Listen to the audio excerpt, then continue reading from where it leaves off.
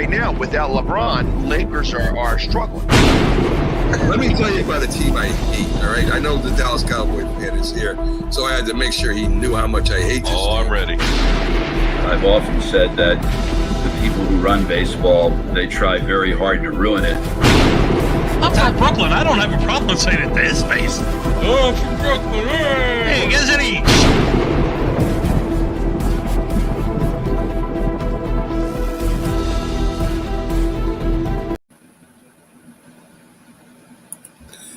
This is a presentation of Northeast Streaming Sports.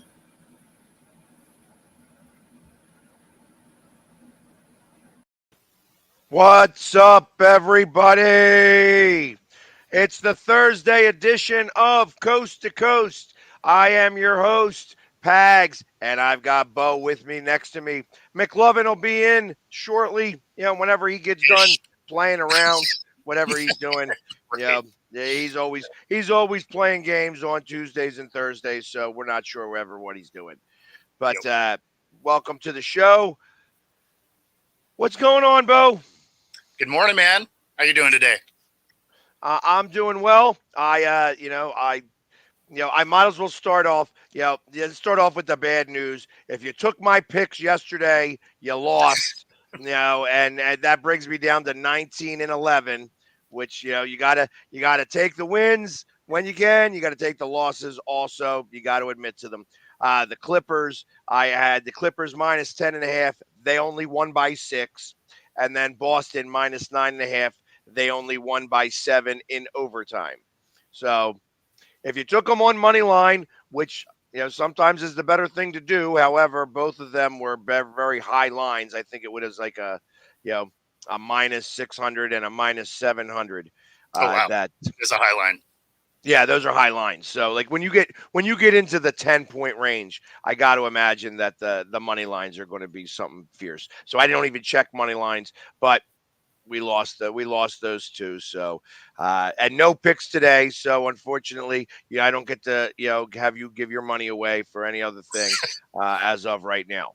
No rebound picks.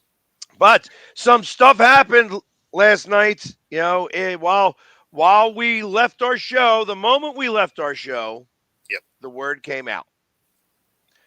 Mr. Belichick will no longer be a member of the New England Patriots. And I'm trying to pull up. I want to pull up the stuff here. Let's get right to the news here. They're parting ways after 24 seasons. It says that a mutual parting of the ways. So I have to imagine it was mutual because the moment that Vrabel was said, hey, look at me over here, that Kraft said, you know what? Instead of going to get that massage, I think it's time to have a conversation with Bill. And he showed Bill the door, and Bill says, you know what? I'll take it. And so goes the best GM in the Patriots history, that dog. That dog picked a great draft in 2020.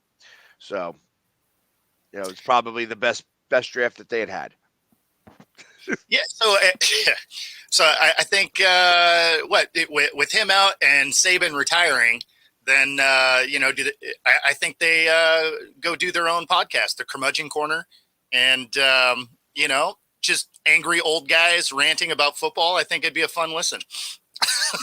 When I think about Nick Saban retiring, and I think about the same situation going on with, Pete Carroll, which was a surprise up there. That one was. Any chance Nick goes up there? No way. No, think? I mean, because you got to remember, he's 71, 72, something like that. Well, that's what made me think that they didn't let him go. They escalated him. Pete Carroll. No. I mean, Saban. Saban's that same age. Well, I understand that. That's what made me think that there is a possibility that they're going to combine their strengths. Wonder Twin powers activate to do this team. So yeah, I don't think so. I think if they were going to go from the college ranks, obviously they want to swing at Harbaugh, right? But if they're going to do it from inside the NFL, you have to target Dan Quinn because they worked together before. If Pete Carroll's still in that front office, you need someone that they have decent chemistry with. So I don't see him going after Saban. I think Saban out and out retires. Excuse me. I can't imagine Saban's going anywhere else because he announced his retirement. It's not like he was forced out, right? Well, I mean, he still had lots of years on his contract, so that's what I mean. I have to imagine it. Do you feel like he retired because he lost? Yeah, because he lost to Michigan? I mean, I don't know. Yeah, I mean, that ties the longest span where he hasn't won, right? Because I think he had 3 years before he won his first one there, and then so yeah, I mean, I don't know if it's because of the loss. I think it has more to do with the changing landscape of how college football works, right? I think the transfer portal and the NIL and all of that and recruiting isn't really the same anymore. I think it's one of those where he took a step back and was just like, maybe I don't love this anymore, right? I mean, that retirement kind of felt that way. Now, had he done it after winning one more ring, he'd be like, you know what? I've done all the things. But even in a loss, I think some of it is, because he's come out and talked about not liking where it's heading, tons of times. So really ever since the transfer portal, words are hard, came out, stuff like that. He's had kind of that view of, I don't like where this is headed. And, I think after a while that can weigh heavy on you if you have to go do recruiting and then you can have someone in your building and they're just like, I'm not going to start them out. Gotcha. I'm surprised. I mean, I guess, when you're a coach for that long, you fade off into the sunset. If you're just not interested in coaching or anything like that, I got to imagine that, I think of Joe Paterno. Okay. And I know how Joe Paterno's ended his career, so it makes things a lot difficult because of everything that swirled around him as he was out.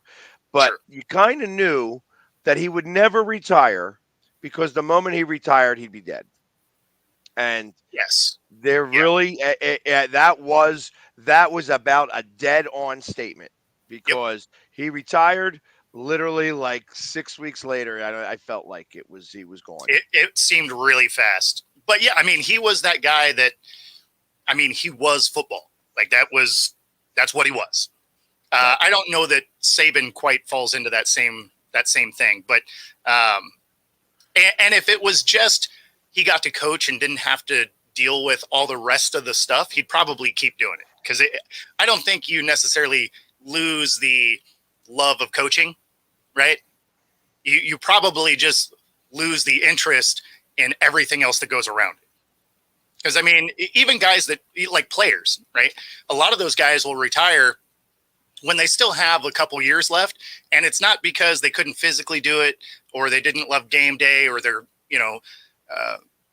the other players and any of that. They're just like, I'm tired of the grind that goes into every day, right? So I think that probably is part of it, is all of the grind and then all the change that's happening.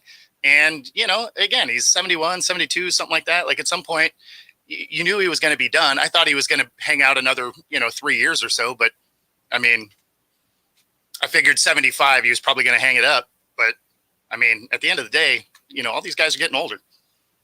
Yeah.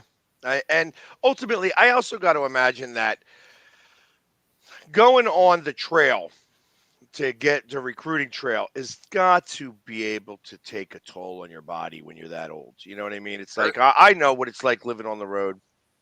I have all of that stuff. It's a matter of, okay, let's do this. Let's kind of make this all occur.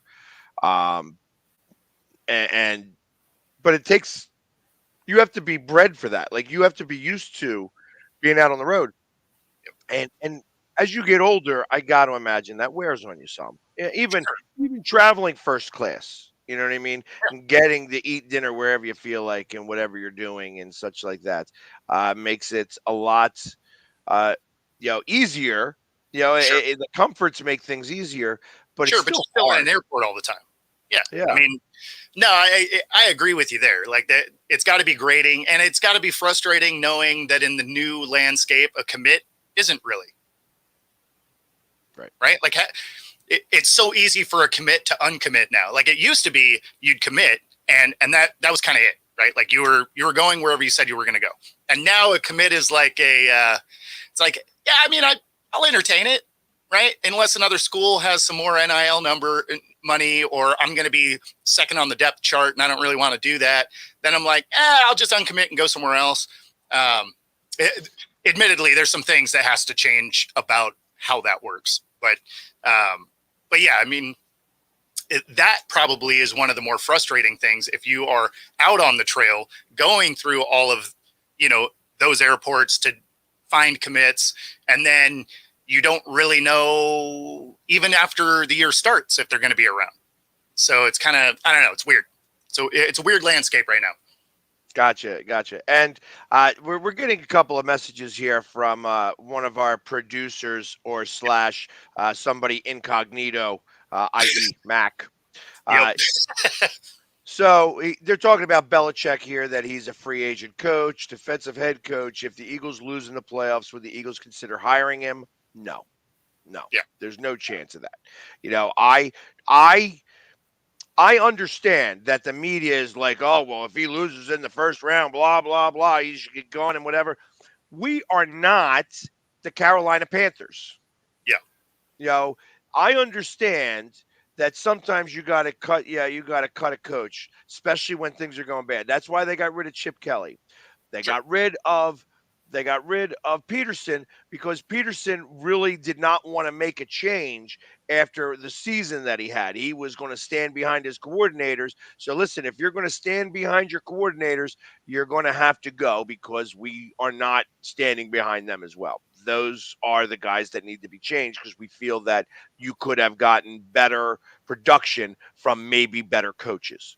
So I understand that scenario. I don't think Nick Sirianni is that guy. I think Nick Sirianni knows, like he needs the right people around him. He's a good coach. He's made it to the playoffs in 3 years, 3 times. Yep. Went to the Super Bowl last year.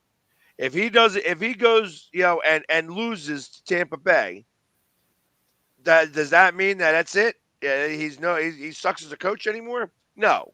I think that means that the coordinators, maybe not the right people for the job, got to start putting better people in better places so that everybody can be in the right place to succeed. So, and I don't think you do that by firing a head coach that just took you to the playoffs 3 out of 3 years. And between them has got like a record of what? Like it's like 36 and 17. Something like that. 34 and 17. So ultimately, no. That we aren't the Panthers. We're not the Houston Texans who are playing those games. Jacksonville Jaguars. Teams got to have some type of consistency because another coach coming in here thinking that they're going to do it. The only time that a coach switched teams and then all of a sudden won a Super Bowl was John Gruden. And realistically, John Gruden brought both of those teams to the Super Bowl because whoever took over for John in Oakland at the time didn't even change any of the terminology, which is why everybody went nuts with Oakland at for the Super Bowl because they knew all the terminology was the same. Yeah. So it was like that one guy went crazy. He's like, I got to know all these words, and he lost it. It was too much. So that's the only one. But Tampa Bay was ready to win right then and there, and Gundy wasn't going to be the guy who brought him there. So, but yeah, I know what you think the word is, but obviously you're stuck up in Giants hell. They got some fractions up there in their locker room over there. Don't you worry about what the media says. I have a lot closer. I'm telling you, there is no fraction in the locker room. End of story. I'm reporting it. I am close to the action. I deal with these people on daily basis. So there you go. I have to imagine. I have to imagine that Patricia's out though, right? Yeah, I don't think Patricia. Well, you know what? I don't know that 100%. It's hard for Patricia to. All right, you hire a defensive coordinator. He comes in and he's more of an advisor in that situation. Your Yep. defensive coordinator starts to, I think that I be honest, I feel like Desai was looking behind his back. Hey, here's Patricia over here. It's like, so I think he started to overthink things, and it created hard times for the defense. That he was micromanaging the defense, and you can't micromanage a defense. You have to, have to just be, hey, this is our scheme. Our scheme has got to have a little bit. It's got to be very fluid, but you got to be able to change things up on the fly a little bit. Yeah, well, I mean, you got to let your players make plays. Like, right, simple as that. And I don't think that they did that. So having Patricia try to trying to operate his, in Desai's defense. So I don't know that that's such a fair assessment for Patricia. I mean, sort of, because at least he comes in already knowing what the terminology is, what they're running, right? So he can add his wrinkles, but it's not like he's adding a whole new defense, right? So I mean, it did look considerably worse after he got in there. Now, again, he took over, towards the end of the season, and, obviously there's issues that surround that. But it's not like he came in from the outside not knowing where the team was, right? Granted, I'm not a huge Patricia fan, so I mean, right. I me neither. Well then, Mac or Linda, whoever is the one doing the talking, the Giants. The Giants are in need of a defensive coordinator because Wink Martindale said, "Bye, you guys suck." That's what he said. You guys suck. I'm out of here. See ya. Give me my money. I want my money because I'm going to make you guys fire me instead of me resigning because you guys stink out loud. So maybe Bill Belichick will want to go there. So maybe I would worry about your Giants that are going to be sitting home on the couch this weekend watching the playoffs rather than, us Eagles that are going to be playing in the playoffs. Because I would rather play in the playoffs than not. And then how do you go like that? So we can talk about the Giants for a second since I'm getting bombarded with questions from a Giant fan. How is it that the coach of the year last year has so much disruption in his coaching staff that that they have a blow up? Like Wink Martindale's like, I can't you guys suck. Out. Yeah. Peace out. I'm out. So what was crazy about that is he was gonna step down, and then they have that falling out, and he's like, "No, I'm gonna make you fire me. You're gonna pay me." That's exactly correct. And you're right. It's not a pissing contest because I can piss farther. So. Oh man. You know what? I wish Bill Belichick all the best. My expectation is that if I was him, I would, he does have a personality, and I think that he would be amazing on these shows. Like I think that he would give a tremendous amount of insight. That's not true. That's absolutely not true. They came to a conclusion. He's actually getting half. So he didn't get all three. He got half. He got 1.5. So they came to an agreement. That being said, Belichick would be great because when you see him outside of the football world, right? Like you see him with a headset on or at one of the round tables or whatever. I mean, because he's a plethora of knowledge, right? Like one of the smartest football minds out there. So I mean, but he's a different guy behind the desk than he is on the field. So he is actually, he's got that kind of dry humor to him, right? So I mean, when you watch him outside of the football world, it's not, he's actually pretty entertaining. So yeah, he would clean up on any of these shows. Well, so I think he'll be just fine, but but I don't think he's going to go be a coordinator anywhere. No, I mean, I still think that his ego wants him to go get that most winning coach ever, right? So he's probably gonna find a head coaching job somewhere. Yeah, I can imagine with so many openings. Exactly. How do you not? As I think about it, I'm like, where would be a landing spot? I mean, I feel like realistically, the best landing spot for him is San Diego. I mean, I don't know. I could see him. I could see him taking over Atlanta. I could see the Falcons' job being okay. Well, yeah. Again, the quarterback, and does he want to play that game again? I mean, he's any of the jobs that are open outside of San Diego or LA, whatever. Chargers. We'll just go Chargers. It's any of them outside of that, you have quarterback questions. So, I mean, actually, I'll be honest with you, Linda or Mac, whoever it is, I think Martindale is more likely to get hired by the Eagles than Bill Belichick. There ain't no way Bill Belichick is coming here. I'm telling you. No, no definitely way. not. Definitely not. There's no way. I could see Wink going, though. I could see that. That'd be a solid addition, especially since, I really do think that Patricia probably finds his way out of the room. Well, and I wouldn't be surprised. The one problem I have with Wink is that he couldn't beat the Cowboys. They could not beat the Cowboys. And that's a big problem. Sure. And that's a problem. So, I think I'll be honest, I can't see him. The only other spot that is a potential spot. I don't know if Pittsburgh would do it, but if by chance Tomlin goes, would they go Belichick? And I know they like longevity with coaches. This wouldn't be longevity.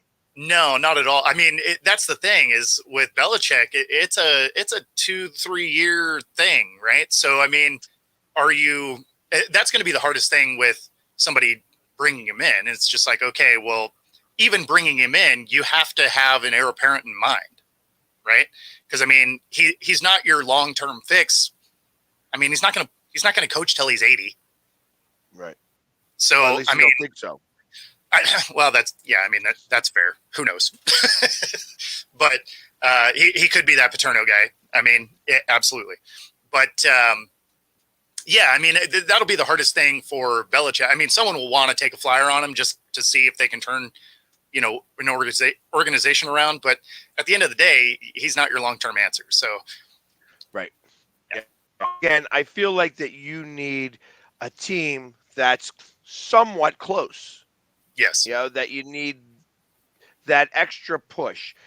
When you take on a coach like Belichick or bring in like a quarterback like Brady or Rodgers, you have to feel like you're there. You're knocking on the door and you had one missing piece. Sure. It's hard to say that the coach is the missing piece. So, no, like I said, it only ever happens once. There's a reason for that. Yep. Yeah. I mean, I'm checking what the Atlanta Falcons' first draft pick is. Because the only reason I say that one is they actually have a lot of nice pieces. They have a decent defense. So if they had a good coach and a quarterback, and of course, let's be honest, there's quite a few in the draft, right? Not that any of them are necessarily NFL drop-in ready to go, but it is a division that isn't great. So, but I can't remember what their draft order is. Let's see, Atlanta Falcons draft picks.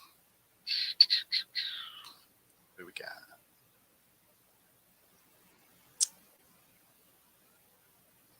Oh, they got the 8th pick. Yeah, so I mean, they could go get somebody. They have some weapons. They have a decent defense and a bad division. I mean, that just says Belichick all over it.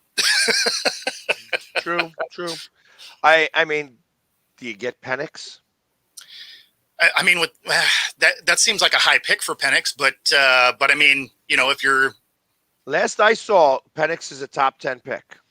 really, is that where they're slating it? Because I was thinking he's like a mid to late, closer to mid. But so if teams are going to go after quarterbacks, Sure. my expectation is, I mean, obviously you have number one is Chicago that will either trade it away or, I mean, that's the biggest decision of their lives there. That's going to determine where this franchise goes from here on out. So that's why I was so surprised that Eberflus kept his job. They fire everyone around him. He's a guy that really doesn't seem like he believes in Fields. So the fact that he kept his job makes me think they're moving on. Well, is it really that they are moving on? They're not gonna. Yeah, that they would end up doing some sort of deal for Fields. So I mean, that's something where in Atlanta, right? Potentially, gives up a third for him? Because I mean, he hasn't proven anything, so it's not like he's going to garner a high draft pick. I mean, we know he can run, but we haven't really seen him throw the ball, right? Like we know he can hit the flat. Well, I mean, awesome. Just about everybody on the team can hit the flat. Right, so, right. I mean, so it's not like he's going to get a huge return, but I mean, the way Eberflus, did things there makes you think that, Fields probably isn't his guy. I mean, who knows what he's going to do? It's the Bears.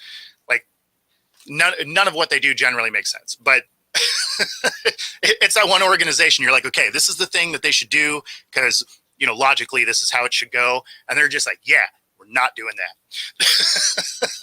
Right.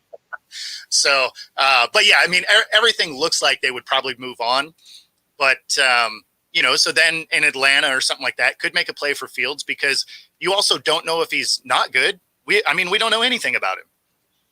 They haven't put anything around him that, let him have enough time to throw the ball. So we know he can run, but down in Atlanta, he'd have a receiver, he'd have a tight end, he'd have, a running back, like a defense that's adequate. I mean, yeah, I don't know. I think something like that could work. Obviously this is all speculation, so none of that's probably going to happen, but Right. Exactly. So also talking about some other things that as I'm looking and reading some of the things that have come out, they have announced the teams for the international games, the teams that will be hosting international games. Cool. The Bears, the Vikings, the Jaguars, and the Panthers.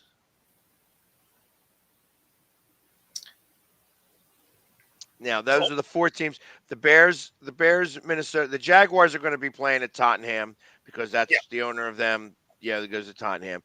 So it's either going to be the Bears or the Vikings that will be at Tottenham. The other one's going to be at Wembley. Then the Panthers are supposed to be the ones in Germany. I thought the Eagles were going to get the shot at Germany, but there's also going to be a game in Brazil. Oh, that's right. They have not announced. Right. Oh, okay. No game in Mexico this year because they're redoing that stadium in Mexico City. I gotcha. Yeah, Brazil's going to be that's going to be crazy because that's São Paulo, right? Yes, São Paulo. Yeah. So yeah, I mean that's going to be a crazy environment. That one's going to be fun to watch. Yeah, I mean that actually they must not have announced all the games yet because that doesn't seem like enough of them. Because the Jags basically get two over there all the time anyway.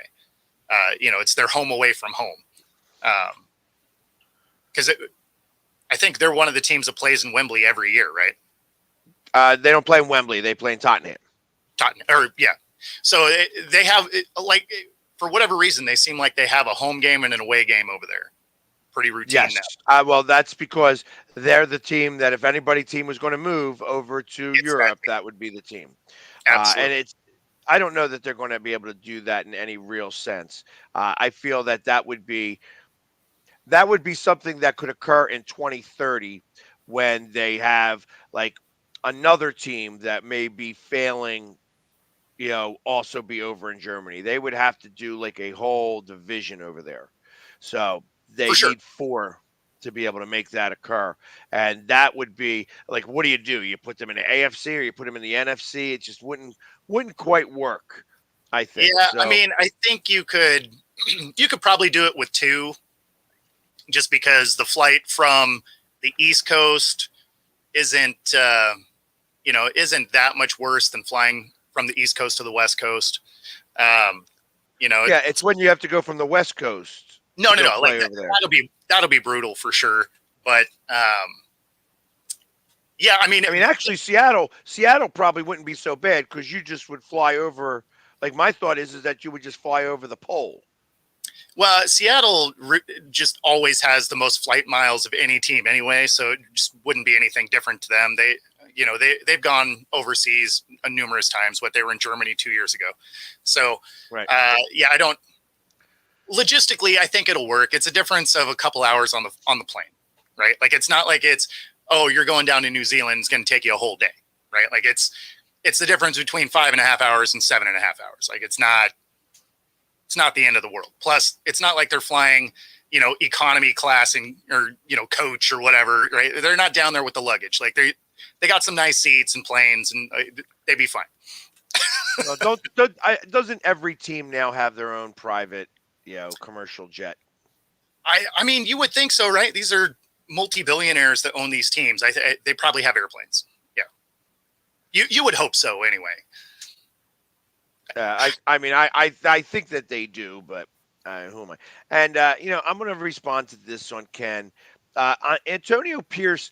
I think Antonio Pierce is going to get a lot of action here if he doesn't remain the coach with Las Vegas.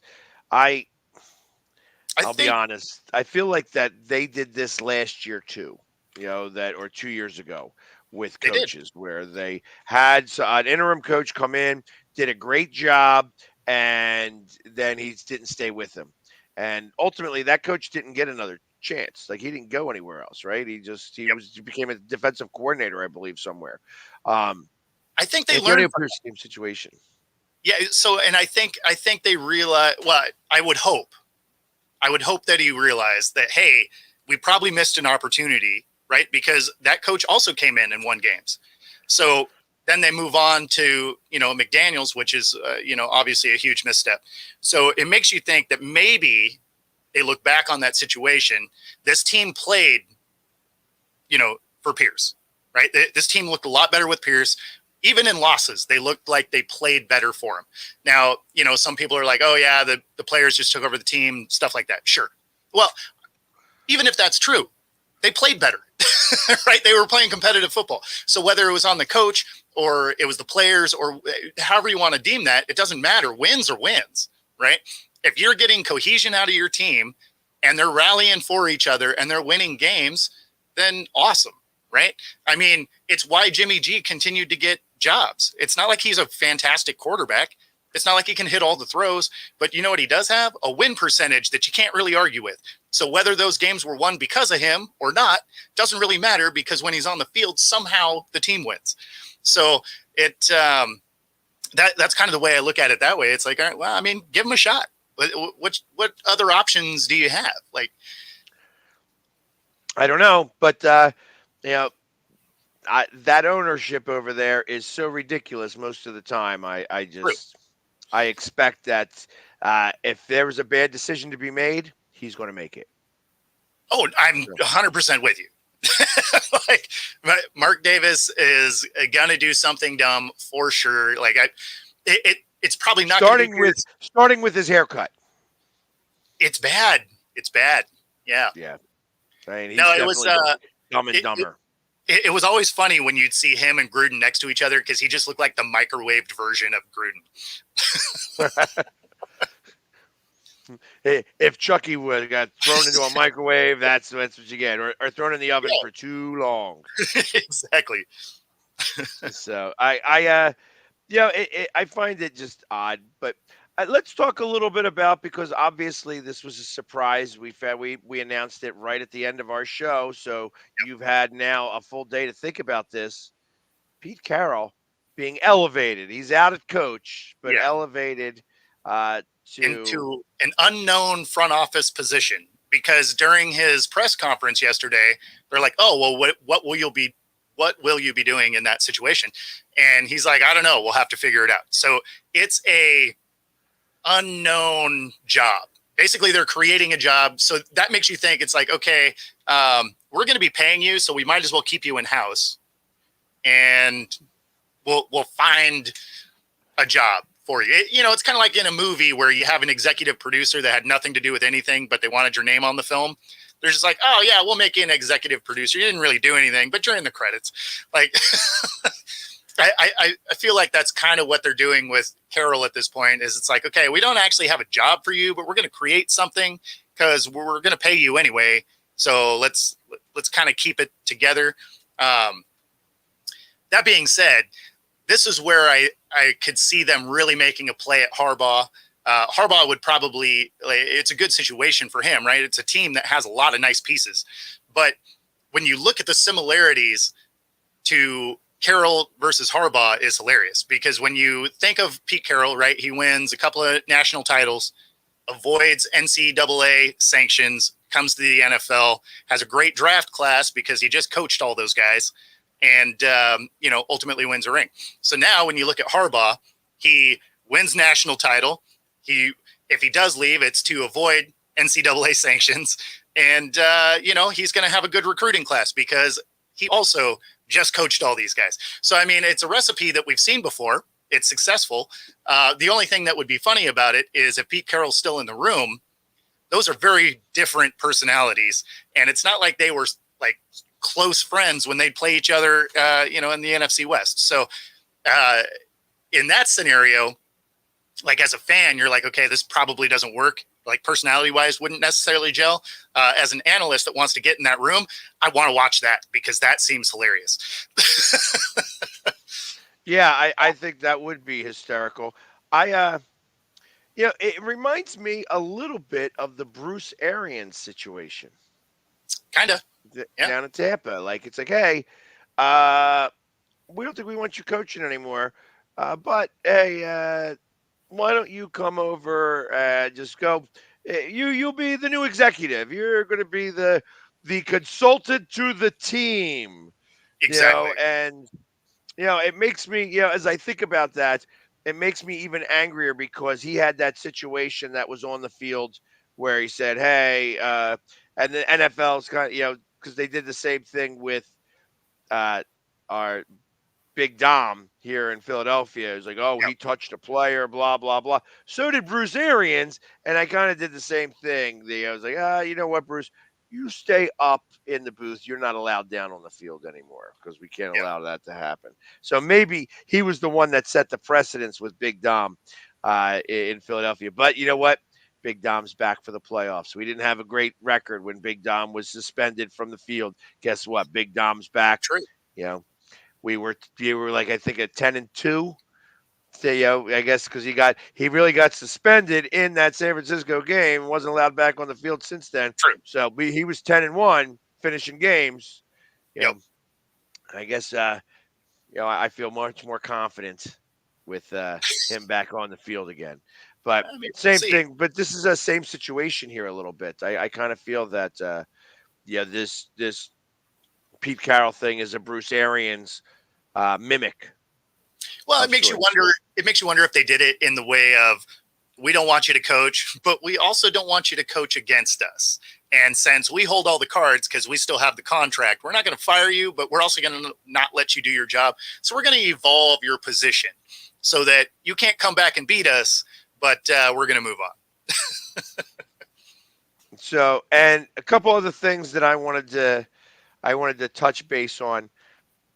Sticking with the playoffs before we move out of the playoffs. Detroit has said, do not wear a Stafford jersey into the stadium. That's funny. I didn't hear that. That's amazing. They're saying that now I got to imagine that they will not allow that to really occur. If you're wearing a Stafford jersey, that you're going to be able to wear. Yeah, they're going to let you in. However, that they are making a media blitz to say, hey, no Stafford jerseys in. He was here. We love him for when he was here. He's gone now. Bye-bye. You know what I mean? It's like he got his ring. We haven't gotten ours yet. The Yep. city of Detroit, the Detroit Rams never had a parade. You know what I mean? So That's let's remember that, as much as we cared for him, yeah, he's gone now. That's right. So, He's not our friend today. So Yeah. I'm interested to see how that That's really really works. I've been watching a lot of videos on social media.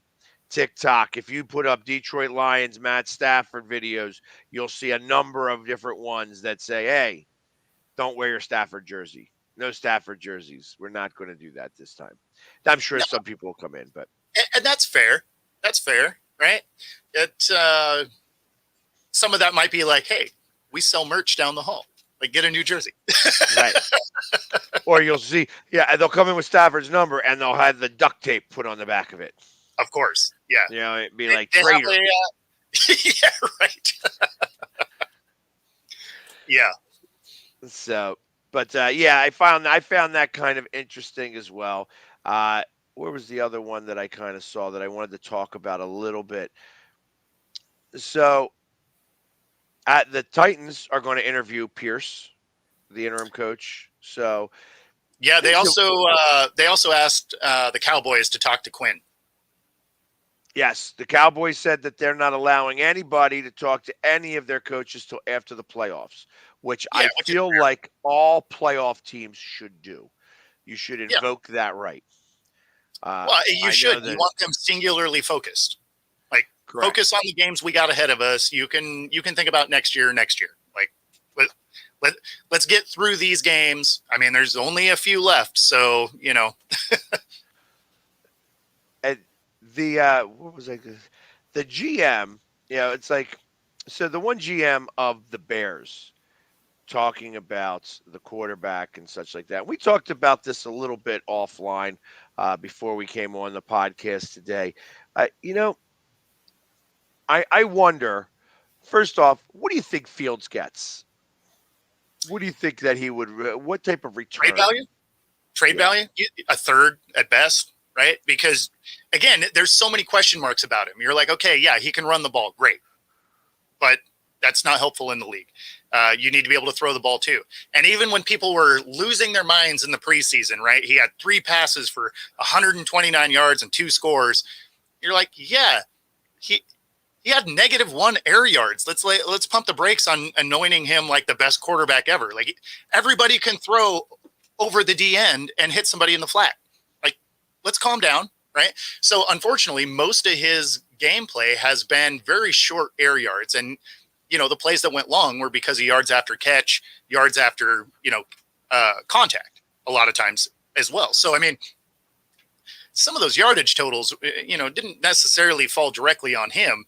Not to say that that's not true for every team. Obviously, yards after catch is a huge thing when you're throwing the ball. Obviously, not every pass is 50 yards down the field. I get that.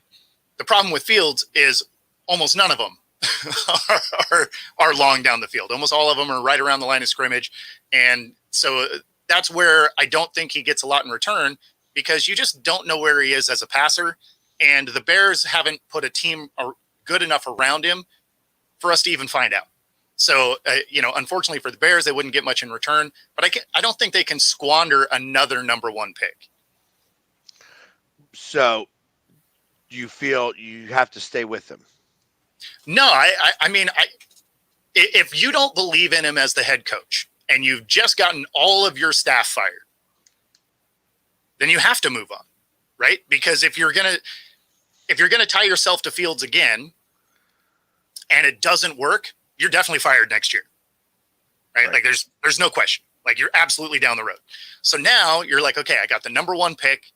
I can go get anyone I want. And, some people are like, oh, we'll trade back and get Marvin Harrison Jr. or whatever. That's great. But if you don't believe your quarterback can throw the ball, a fast receiver isn't going to help you. That's just a longer incomplete pass, right? Like that. Right. That's not exactly an awesome scenario.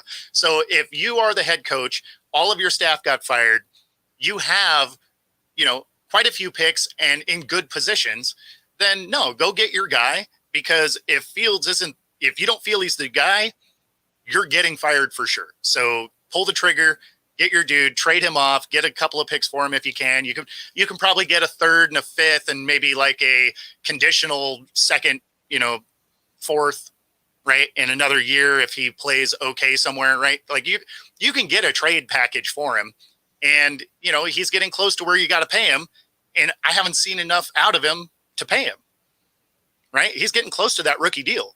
So if you can reset that rookie timeline, then the rest of your picks can go to help protect the next guy, get another receiver weapon that you should be able to get, in the second or third round. You still get a decent guy. You get some things to help that defense out. Like you can put some things together, and you're resetting your timeline on that quarterback money. It's probably your best chance to save your job, because again, if you don't believe in the guy, that's going to show up on the field. So, okay. Staying in the North, okay. The Vikings GM says his intention is to bring back Kirk Cousins. Okay.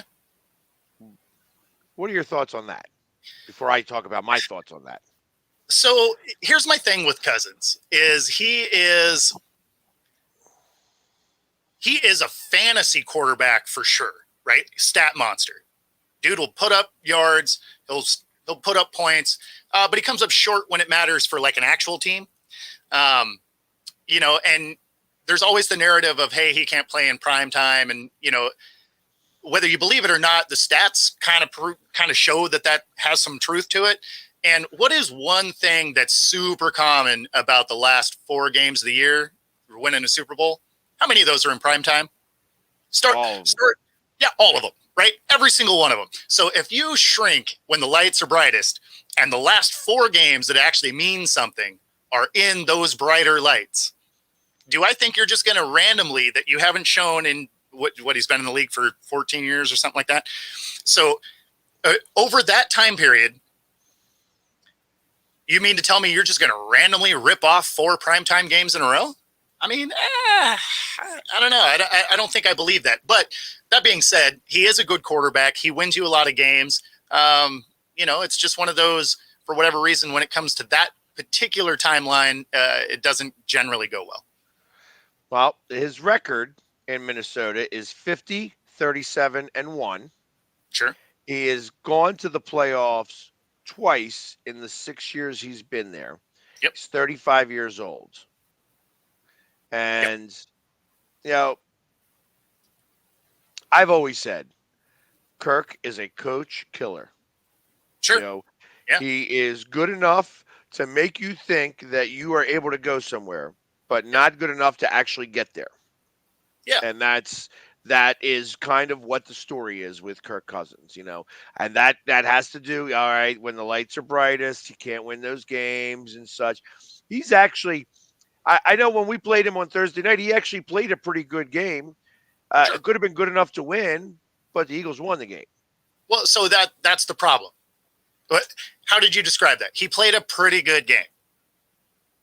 Right. Well, there's 20 other quarterbacks in the league that can play a pretty good game, right? So okay. One of them beat the Eagles in week 14. He looked like Joe Montana for the last drive, or week 13.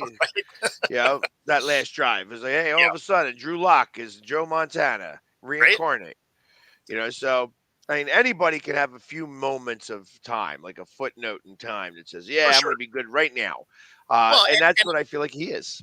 If Cousins could have, if he could have playoff games at the, let's see, on the East Coast, it would be the 1 o'clock timeline, right? If you had the 1 o'clock game East Coast time, the 10 o'clock here on the West Coast, I'd put money on him winning, right? Like I'd be like, oh yeah, Kirk Cousins can absolutely win a morning game like that, hands down.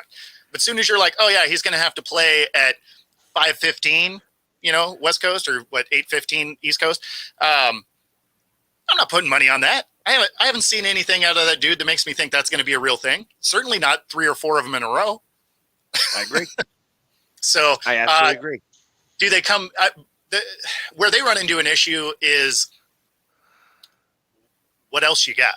I mean, because this time around, he's probably not getting a guaranteed contract again, right? He's had 3 of them. I don't think he's going to do that 2 or 3 of them. He had 1 in Washington and then 2 with the Vikings. So I guess this would be his 4th guaranteed contract. So not for the same dollar figure that Deshaun got, but when you look at guaranteed contracts, which is why they're not becoming more of a thing, between those guys, how many playoff wins they got? 1, maybe? Not even. I think he didn't even win one against. Well, maybe he did win one with Washington. I think he has 1 win. I think he has Washington. Win. Yeah, but put him in Atlanta. He's got a lot of weapons and a lot of 1:00 games. You ain't lying about that because Atlanta is a hotbed. When he was with the Vikings last year, right, and they won all those really close games, they only had 2 primetime games. You know how they did in those primetime games? They lost them both. Right.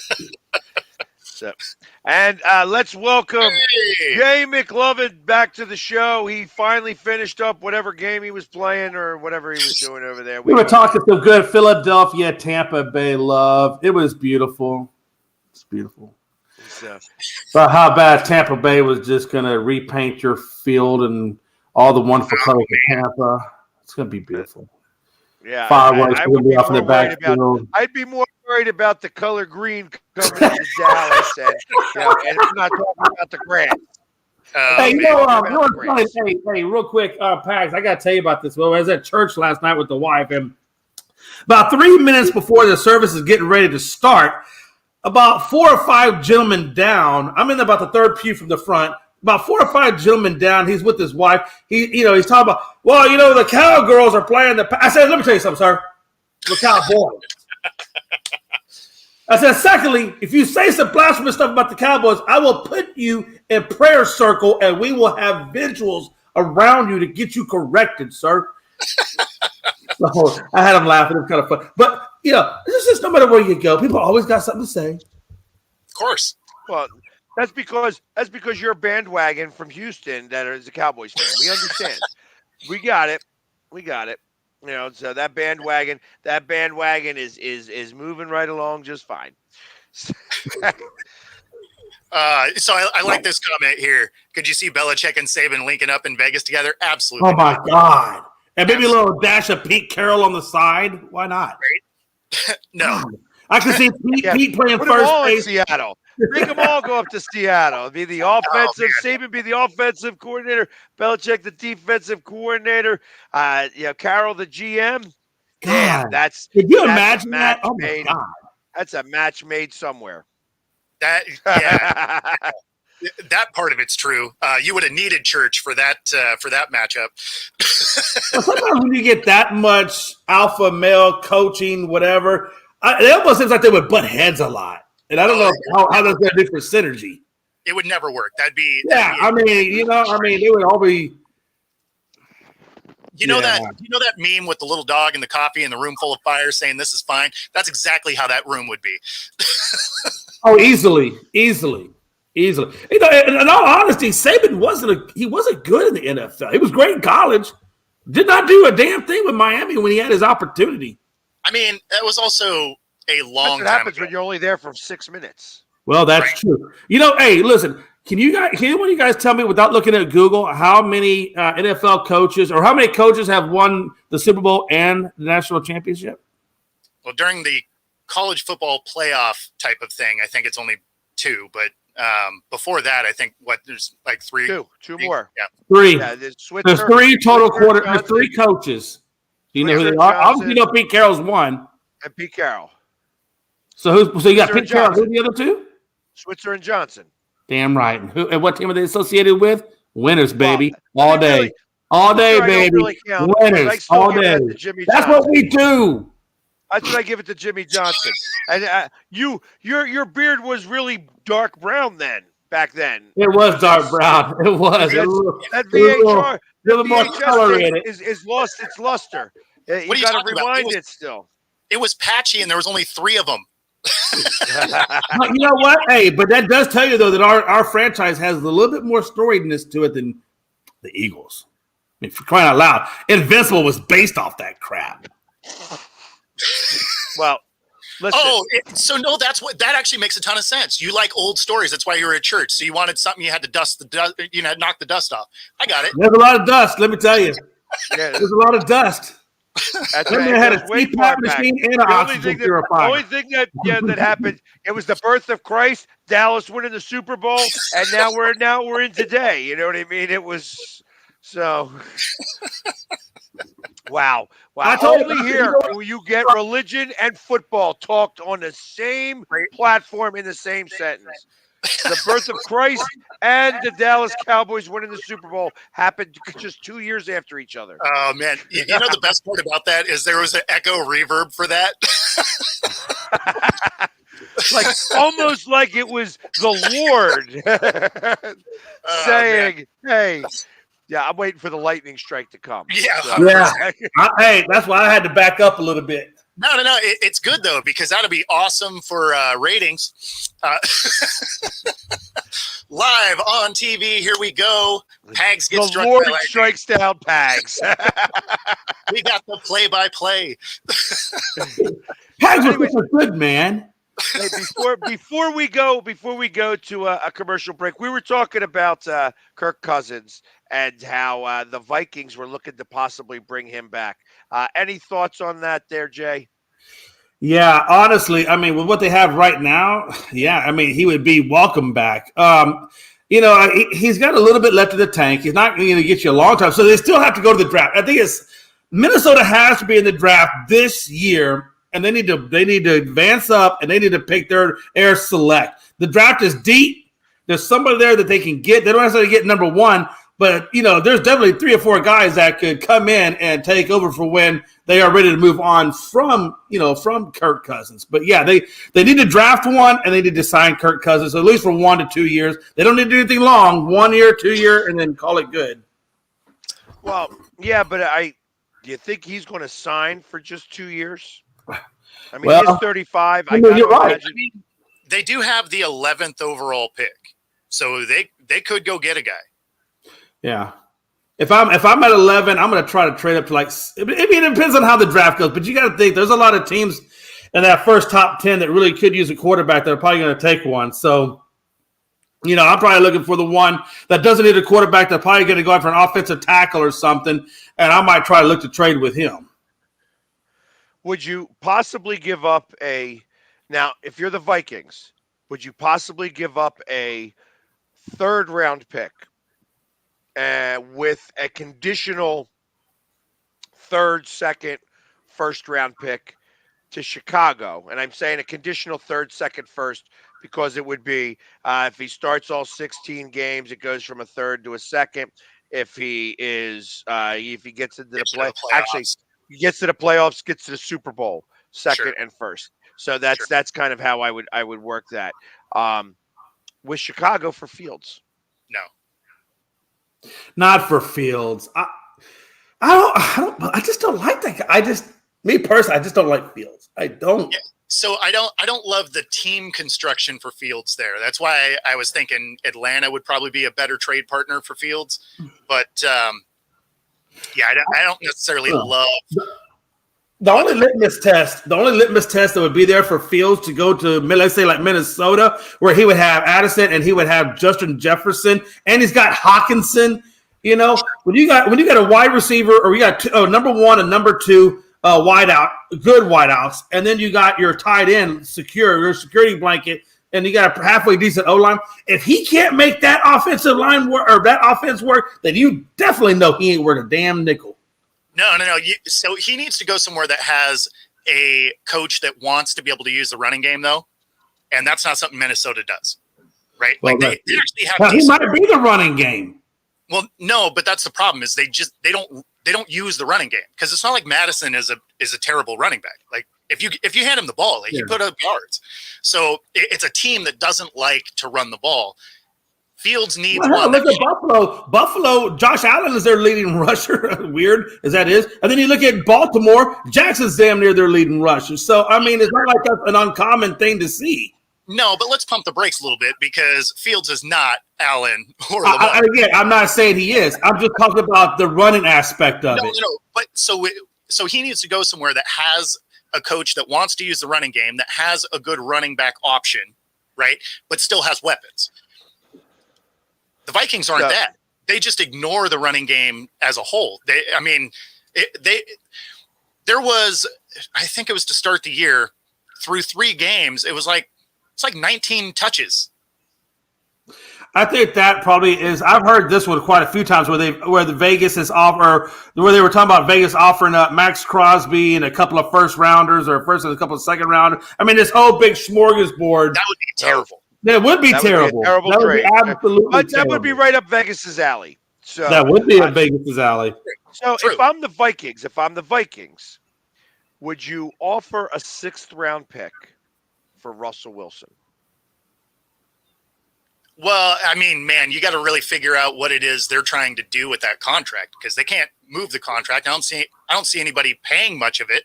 Well, the reason why that they even have availability to be able to do that is because they don't have any quarterbacks on contract now. So realistically, they True. probably have more money to be able to do this, and you're eating it for a year. You know what I mean? You'd probably work it, restructure the contract so that hey, you add 2 years to the back end.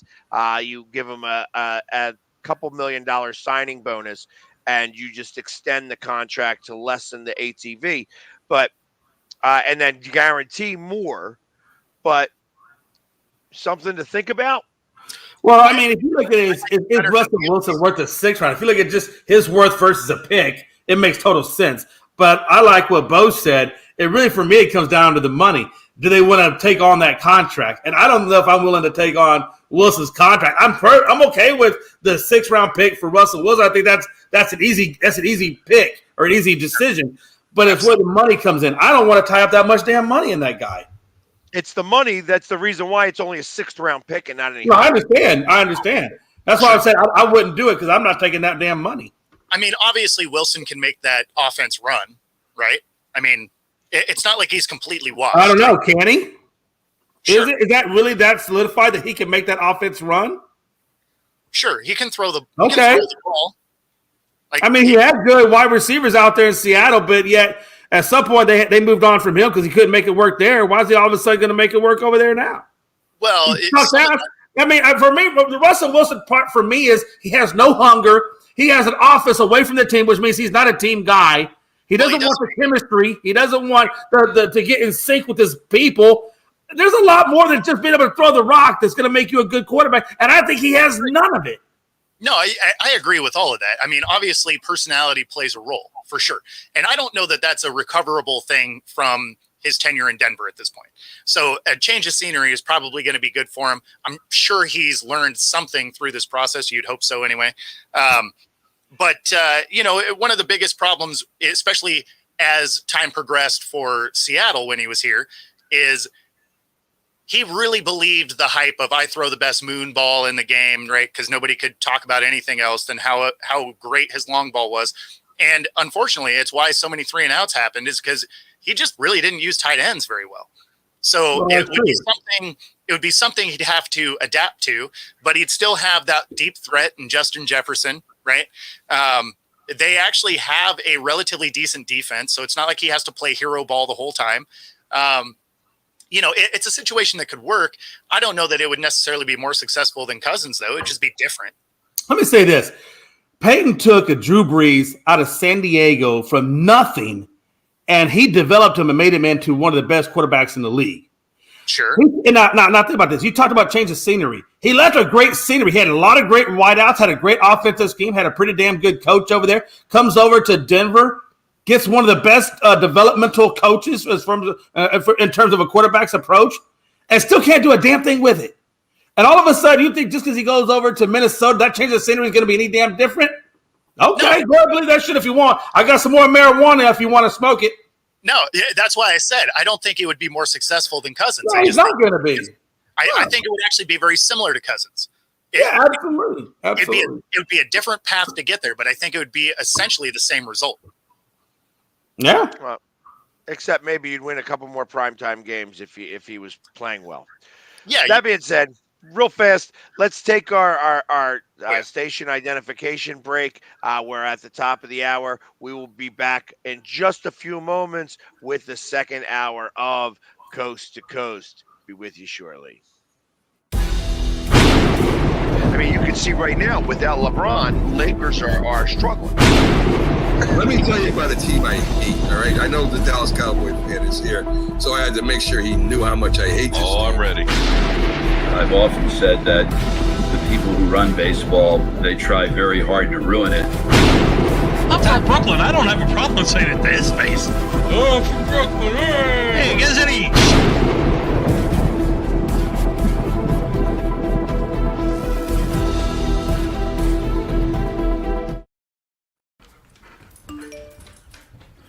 Trisha's having a sleepover tonight. Can I go?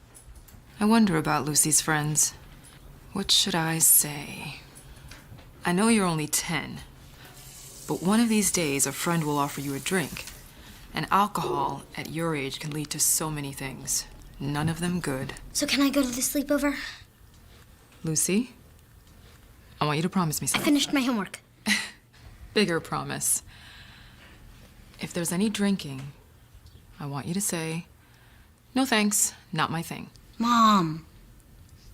I promise you. Your real friends won't care. Deal? Sure. Really? I promise, Mom. They really do hear you. Did you pack your toothbrush? For tips on how to start the talk, visit underagedrinking.samhsa.gov. A public service message from the Substance Abuse and Mental Health Services Administration. This is a presentation of Northeast Streaming Sports.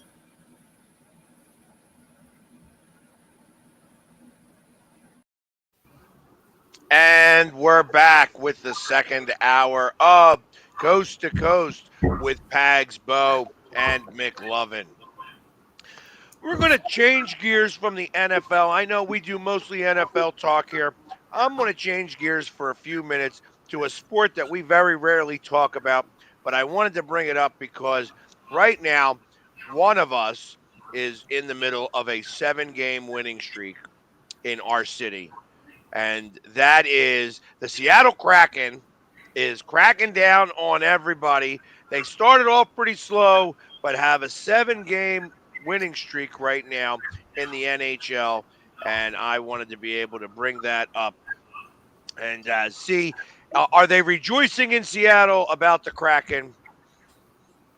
Yeah, I mean, so again, we're a sports town. We love our teams, and so we like to see our team's doing well. And of course, the Kraken got off to an incredibly slow start. Like you were a little worried about how slow they started out, but they've really turned it around and started coming on.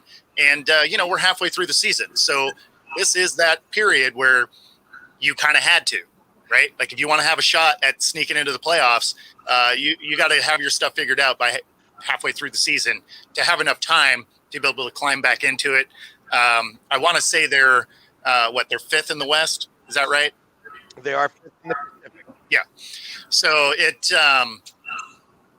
they're within striking distance to still climb into a playoff spot as long as they continue to play well. So yeah, I mean, of course, locally, you're excited for your team to be playing some of their best hockey as, you're starting to take a glance at what's in front of you, right? Like if you're going to play bad, you want to do it early.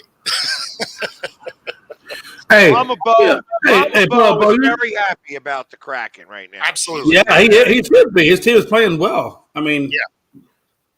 Man, 7-game win streak, that's not bad. I mean, I remember Seattle, because God does Mickey Delaney didn't let me forget about it. He's a Seattle guy, so he kills me. Everything's Seattle to Houston or Seattle to Dallas. Like I said, Texas we only got the Dallas Stars, but y'all played the Dallas Stars pretty damn hard in the playoffs. I mean, really, you really did. There was a point where I wasn't sure if we were even going to get past. You didn't even see the Golden Knights at that point. Yep. So I did learn. I got a lot of respect for Seattle after that series. I really did. Well, I mean, they started before this 7-game winning streak. They were 10, 14, and 9. So, Yes. which is really, in lack of a better terms, 10 and 23. Just so Yeah. that for anybody who doesn't know hockey well enough, the 9 is not ties. Those are 1-point losses. So Yep. you going into overtime. The hockey has made sure that they screw up all of the standings by offering a 3-point game, but you don't get 3 points for a win. So It's weird. oh, Yes. it is a pain.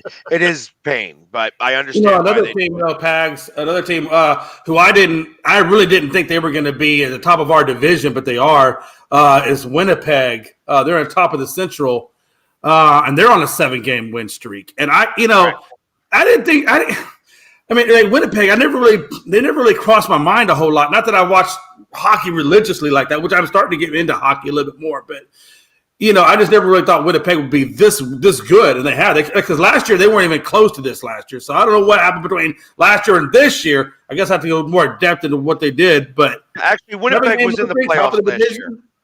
Winnipeg was in the playoffs last year. I don't think that they got out of the first round, but they were. If they did, yeah. I guess I didn't see that, but I didn't think they were. I just didn't think they'd be on a 7-game win streak and on top of us. Matter of fact, it's them, Colorado, and then Dallas is in the 3rd spot, but. So Dallas is still right now got a playoff spot because you have to be in the top 3 in your division. Yeah. And then also after that you can be in the wild card for 2 spots within the conference. But ultimately that's where we're still a little bit of ways away from that yet.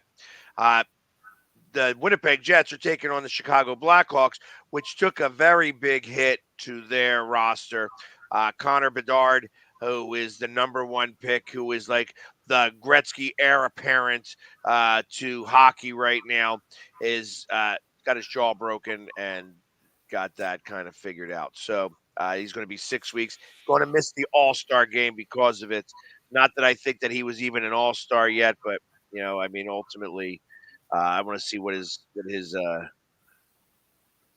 stats are so far this year. 15 goals, 33 points isn't so bad in 39 games.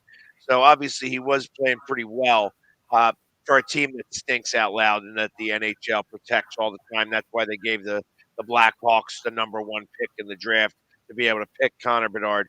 But, between him and Cutter Gauthier, whatever his name is, Gauthier, whatever he is, he's obviously not going to be playing anytime this year because he's playing for Boston College. But either way, these 2 guys are supposed to take over the NHL. I can't wait for our guy from the Russians to come over and, maybe we can smuggle him out of Russia at some point and get him on the Flyers because I know he wants to play on the Flyers. And, if you want to play here, we want you to play here. Let me ask you this, Pags. Boston last year had the best league record. And, of course, they obviously didn't go far in the playoffs. Here they are at the top of their division again. I think they're like 4th in the league right now with Winnipeg being at the top. It looks like Winnipeg is at the top, actually. Well, Winnipeg is in the West. So they're the West. Well, if you look at the whole league, though, in terms of their standings, they're actually at number 1. They are 27 and 9. Right, but that's I haven't looked at the standings in terms of the entire league.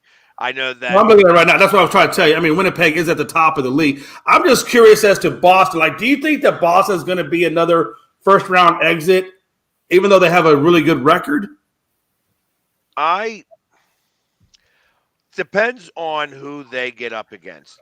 So the one thing that I have learned, and it's usually very big on all sports. It's the same thing with all sports. When you are winning games at a constant basis throughout the regular season, and you get these high records like, hey, we just broke the record of the most wins ever in the regular season, most points ever, whatever it be. The hardest part is that when you go into the playoffs, it's hard to shift gears because you've been playing at such a high level throughout the regular season, but you have to be able to shift gears to get into that 6th gear. so that you could keep up with the speed, because the moment the playoffs start, everything gets faster. Oh yeah, absolutely, absolutely. When you have been beating everybody with ease, that gear is very hard to find. So you think of Seattle when they won 115 games. You think of Boston when they did last year. Before them, it was the Tampa Bay Lightning they got swept out of the playoffs. So I feel that winning all of those games and being at the top of the league, I mean, it's usually, especially in the NHL, whoever wins the President's Cup doesn't win the Stanley Cup. And there's a reason why they call the Stanley Cup the hardest trophy to attain in sports, because it takes you 16 games. You have to win 16 games to win that cup. You know, and there's no other playoffs like it. So it's a fast-paced, brutal. I mean, right after football. I mean, them in football are probably the most brutal sports out there. You're right, and if you got to go 16 games, that's like going through a whole another NFL season in some cases just to get the trophy. Yep, exactly, because you could play as many as 28 games. So think about that. You're going to be playing at the end of the season 130 games, potentially. Right. You know, it's a lot of hockey. The Bruins problem, my personal opinion on the Bruins, their goalie. Jeremy Swayman is soft as peanut butter. You know, and that's his problem. Rough sport to have a soft goalie. Yeah. Right. And now he's doing pretty well. But I tell you, I love it when Boston comes to Philadelphia and they're playing Jeremy Swayman. Because all I got to do is do a chant. Jeremy, they're coming for you, Jeremy. You're going to let this one up, Jeremy. And he folds like a house of cards.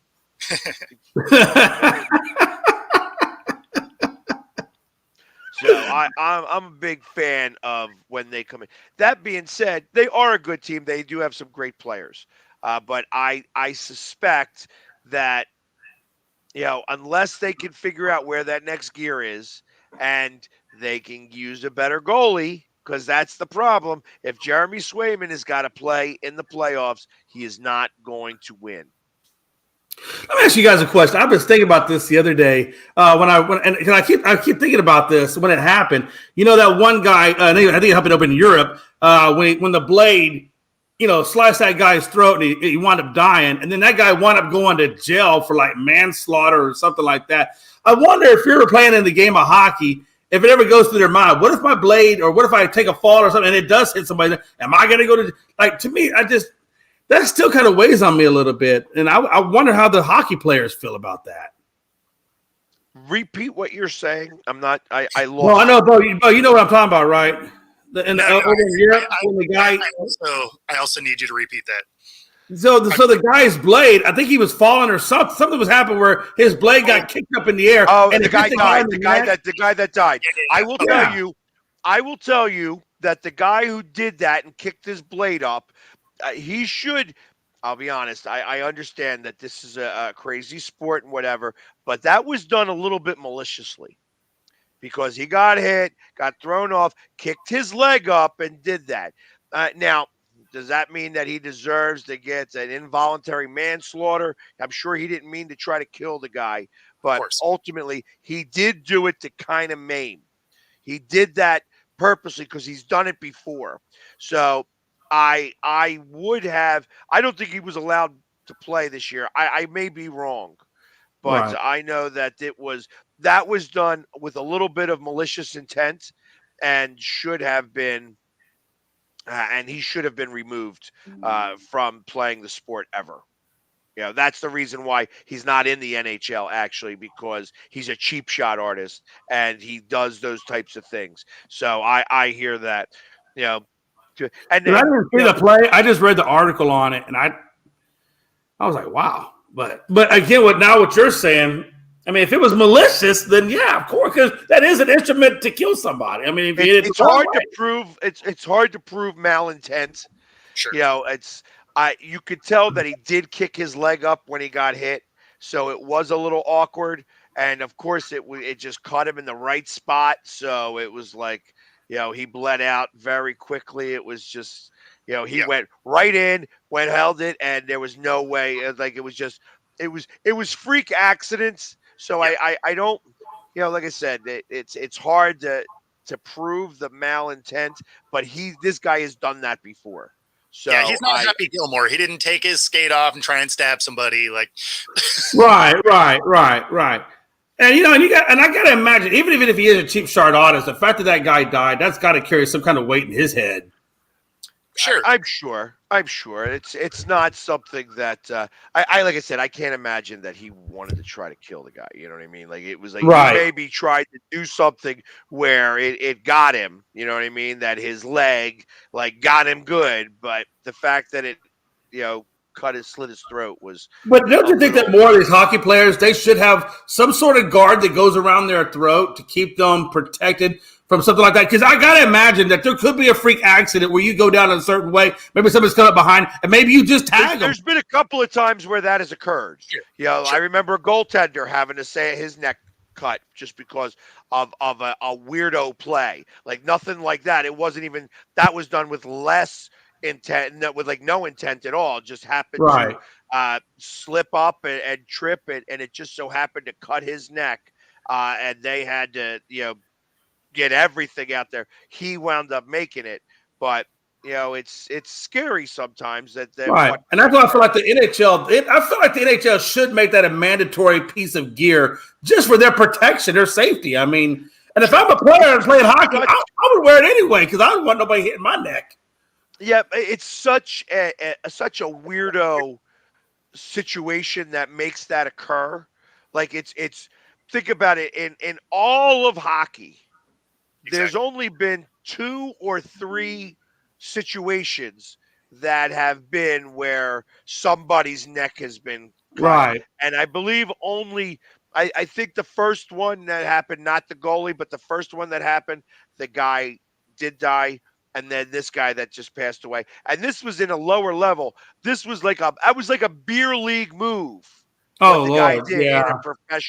in a professional setting. You know what I mean? It wasn't the NHL, but I think it was the ECHL or something like that. And it was just a really bad type of situation that occurred.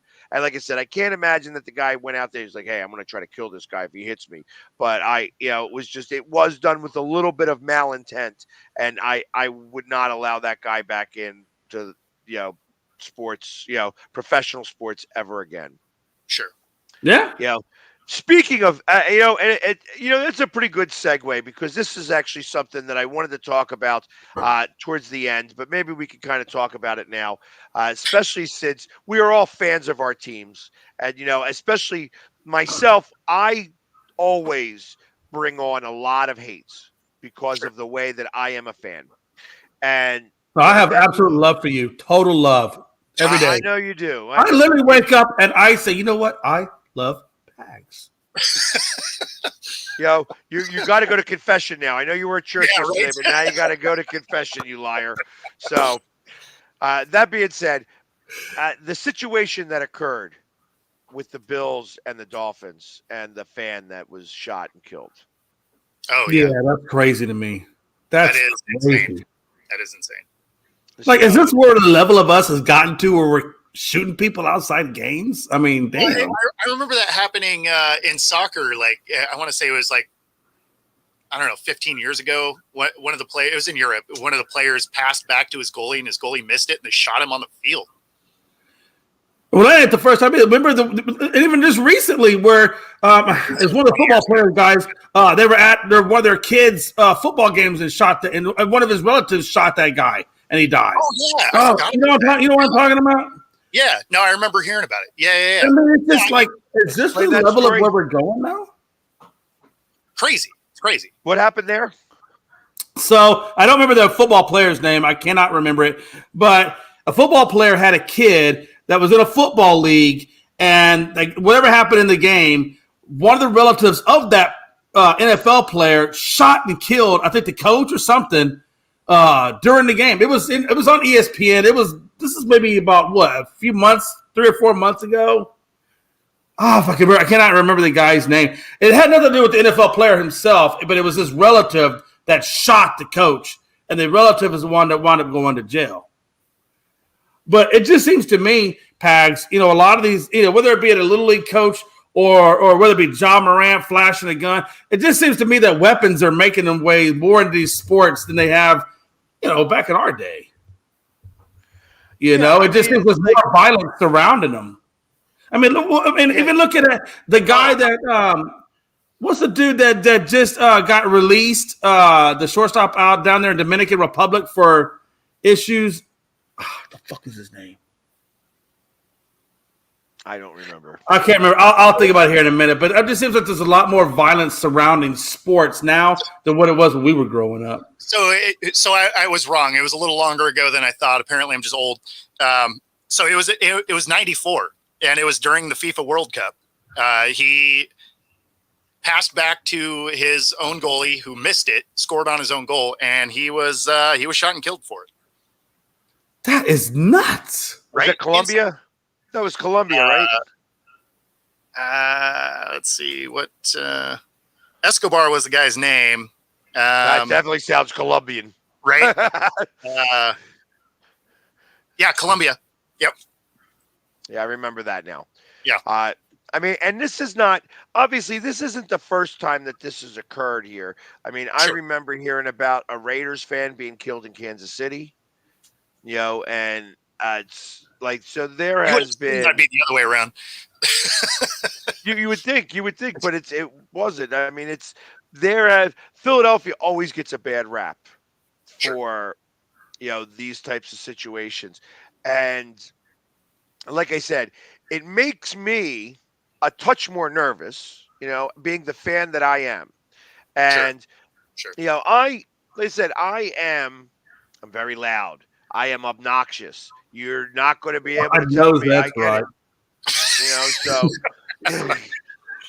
it's part of what it is it's part of why you love to hate me. But the 12 days of hate started with me. But I don't feel like I do anything that deserves me getting shot. No, absolutely. Maybe punch in the face, but definitely not shot. Guess what? Pack a lunch. When you're ready. I've got several. I've got overalls to go with it. Let's go, man. I'm kidding. Pags, let me ask you this. We've seen, like you said, lots of times where fans just get crazy with other fans. We see it all the time in the stadiums. Sure. Have you ever gone, and Pags, you've gone to a lot of stadiums wearing your gear, going crazy. Have you ever had instances where fans have said something to you where you kind of felt, damn, maybe I'm in a tight situation here? There's two fights one fight I almost got into that another super fan kind of caught me right as it was about to occur, because this fight was about to go down, and the one super fan grabbed me and he's like, "Nope, I got you, dude. It's all right." And I'm like, and he's like, "Nope, I got you. It's all right." And then just kind of escorted me out. And the one guy was still bapping at the mouth and doing whatever. And that was in Tampa Bay at the last time we played in the playoffs down there. Okay. So interesting. The other one was a Giants fan who tried to start some stuff. And I was painted up. I wasn't as elaborate as the Philly sports guy is now, but I was painted up. And this guy did it. And ultimately, I was with three other guys, the four of us that would go together. I was the small one of the group. So I'm 6 foot, 230 pounds. Imagine who the other guys are around me. You know what I mean? So one of the guys was like, you know what? Went and got security. That guy got removed. Yeah. So, and that was the only time. I know you've gone to Dallas. I know for a fact you've been at Dallas. And, Dallas and Eagles, obviously we have an incredible rivalry there. How did Dallas fans treat you, man? Were they pretty cool with you? I mean, I'm sure they said some things, but were they all in all, were they pretty cool with you, though? During the game, you got to have the thick skin on. You know what I mean? Yeah. Absolutely. But they love me down there. And I love them. I mean, real Dallas fans, like Dallas fans, in theory, get a bad rap. One, because they are always, they're going to go this year. Everybody said they're going to go this year. That your team sucks and our team's great. That's how they cheer. Right. I cheer the opposite way. My team's great. We're going to beat your team. That's how I feel. Now, when it comes to Dallas, that changes a little bit because of the hatred for Dallas between Dallas and Eagles fans. There's a reason why. Absolutely. There's a reason why it's the number one rivalry in the NFL because both fan bases are strong-willed fan bases. Dallas Cowboy fans who are in Dallas, or like that are in Dallas or from Dallas, are great fans. Right. I mean, we're going to give you shit, but we're not going to try to start a fight with you. Where's the way it should? We should be thick-skinned about it. Well, no, I mean that's the thing is you want your rival to be running your mouth. Like that's part of the absolutely. Because that retribution's a son of a bitch. No, I want you talking because I want to talk. Absolutely. That's what I'm saying. I mean, we're there to have fun. And watch the game. And at the end of the day, it's not like we get paid by these teams. So I'm still going to go home and feel fine about my life. But that's exactly it. They are not our mother. They are not our mother. We are not defending their honor. Exactly. Right. So you want to go there. You want to have a good time. You want to watch the game. You want to run your mouth and chirp back and forth with other fans. Like that's part of the joy of going to a game. The fact that it escalates to where some of these things, fights happen and people get shot. And that's insane to me. I don't understand that part. That's when you go, that's going to a whole nother level, brother. And it doesn't make sense. So what occurs, and I'll tell you how this happens. Well, liquid courage usually starts it. Well, that's true. There is a little liquid courage. That absolutely helps. That absolutely helps. But ultimately, that's one of the reasons why I never drink at a game. Sure. When I'm at the game, I do not drink. I'll be drinking water, and that's it. I drink after the game. I may have a shot or two before the game, but I don't even drink leading up. Oh, so you pregame, you just don't during game. No, I may pregame very, very, very slightly. Like I may have a beer and a shot, but that's it. I don't believe you. I got to call bullshit. No. Well, you call it all you want. I'm thinking there's about 8 shots lined up, and then you're rolling out. Yeah, nope. All I'm saying is you're a better human. Hey, what do they call that, Pags? Are you doing the rainbow? You ever heard that rainbow shot where it's like 10 different shots? Like that, right. The rainbow. It's the ski, right? It's exactly one shot. Yeah. No, I mean, that makes you a better human than me. Like, I will absolutely tailgate before, and then we'll drink during the game. We'll drink after. But. Well, and I drink after the game. First off, the difference between you going to a game and I go into the game is tremendous because I stop and take pictures every 4 steps. I have people come down to take pictures with me during the game. Anywhere I go takes me 45 minutes to an hour because I stop to take pictures. And I don't turn anybody down. Pags, look at this face. You don't think I got that same problem? Look at this face, Pags. I can't even go outside my doorstep without the door lacing. God, you're sexy. I mean, people are always trying to get pictures of Bigfoot, so that makes sense. Oh, that hurt. Oh. But what actually occurs? So you're on me today, bro. Well, I'm not in the playoffs, I just Oh, that's true. You're not in the playoffs, but me and Pags are. Yeah, we don't even have a coach, right? Like we have no idea what we're doing. God, I don't want to go down because I know Pags. I just want to know if you think Belichick goes there? No, God, no. No, there's no chance. He's a free agent. Yeah, no, Pete's still in the building. There's zero chance that goes. No, I don't think he goes there either. I do think maybe Atlanta. They've had conversations maybe about Atlanta and a few other couple of spots, but I think Atlanta could be a possibility. Where he only really needs a quarterback. Yeah. So, but. To go back to what we were just talking about, what occurs, I feel, is that with a lot of liquid encouragement, when you start bantering back and forth, people don't know how to banter properly. So ultimately, it goes from, hey, your team stinks to your team stinks to you suck.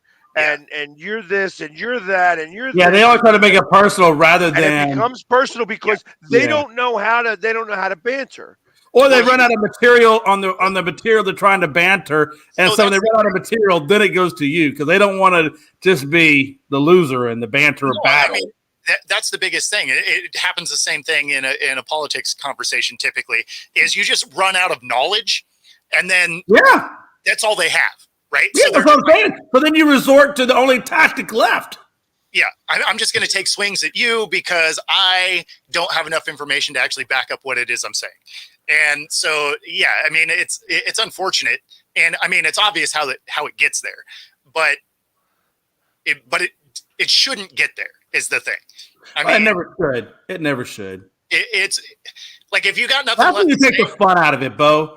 When you get to that level, there's no more fun in the bantering. Then it just becomes craziness, or it goes from being fun and having a good time to being hateful. And I hate the part where it goes to hateful. Because then what are we doing as human beings? What are we doing? Well, I mean, like one of the times I went to a Cardinals game and we beat the brakes off them, right? Like it was like 50 something to like 7, or like it was a horrible game, and was talking a ton of shit, right, going into the game. But by the end of the first quarter, like it wasn't even fun to like chirp back and forth anymore because it's just like, oh man, you got 45 minutes of football left. Yeah. I'm not going to lie to you, Bo. I'm the kind of guy, if I run out of bantering material, I'm going to say, yo, bro, we need a break. Let's go get some beer while I think about some more shit to say. So like, in this scenario, I sent them beers, right? Because I was talking a ton of mess. Yeah, and it's cool, though. It's cool, though. That's how you keep the friendship. You keep the camaraderie of it. You keep the fun. I mean, that's the fun, right? So bad. Plus, you like, are you really going to drink beer? What, are you going to pile on at that point? You're just like, man, you got 45 minutes left of something you spent like $600 in tickets on. It's like, here, you can have a beer on me. Like, I feel bad. And I've been on the other side of that. I went to the Saints game where we were 3-1 going in. They were 0-4, right? And I'm chirping hard, right? I'm like, you about to be 0-5. This team is a bottom dweller for sure, and they beat us down, right? And so and they beat us down immediately. Like it was a game. It wasn't really a game right away. And they're like, got nothing else to say. I'm like, I mean, kind of no. Like, I mean, like, I really don't. Hey, you want to go get some beer, get some pizza? I was just like, I mean, we're watching the same game, right? Like, I don't know, I got nothing left. Like, like I want to say some stuff, but there's, we're down by like 25 already. So if you watch this show, you have learned 8 different ways how to handle bantering. I love this, Pags. Let's keep going. Yeah. So you know what happens in all of these ways is you're not. It's true. I feel like that this second segment has become a psychology segment on how to handle bantering. Well, and it should, because in how it is we're laying it out. Yeah, you know what doesn't happen in those scenarios is you don't get in fights. You're just like, man. Well, that's true though, right? You don't. If matter of fact, if anything, you probably make a couple of friends that you didn't think you were going to meet. Because quite honestly, I'll be honest with you, I didn't like Pags at first. He's an Eagles guy. Naturally, I'm not going to like him. But the more I've gotten to know Pags, the more I have developed an affection that I do like Pags. He can be an Eagles fan. I will tell you what it is. I would take Pags to my house. We'll watch Eagles-Dallas game. I'm going to give him all the shit I can give. He's going to give me all this shit. At the end of the day, no matter if Pags wins, I'm still going to offer him some smoked brisket and a pint. It's going to be all good. Absolutely. All good. Absolutely. And I tell people. Might spill the beer, but whatever, it's all good. I tell people who come into Philadelphia who are nervous about coming into Philly. And I'm like, listen, here are your 2 rules. Wear your thick skin. Yep. What they say is not something that they mean. You know what I mean? So wear your thick skin. And if you don't engage an ass, you don't have to become one. Yeah, pretty much. That's really it. You know right away when somebody is going to be an ass. Yeah. And you don't engage them. I mean, so, and you mentioned New Orleans. New Orleans is a very passionate fan base. For sure. Very passionate. And when you go into their stadium, like I said, when the Philly sports guy, in theory, got started in New Orleans. Okay. Both originally and when I finally got recognized. You know what I mean? So, and I've had people come up to me and like be screaming in my face and doing their thing and you got to know sometimes that sometimes it's fun to engage. Sometimes you got to know, like, I can read the person, be like, not engaging with you. I'm going to just keep on walking. Yeah. When somebody starts to curse at me from afar, I've won, because that means they're paying more attention to me than they are the game. Sure. And that means I've won. Yeah, absolutely.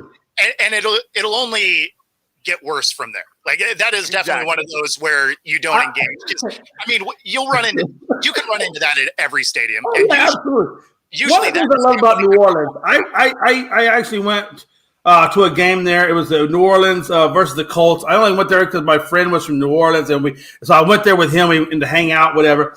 But what I noticed as we were going to the city of New Orleans before the game is on everybody's, I guess their fences or whatever, their gates or whatever. They had like rag dolls of the Colts being hung.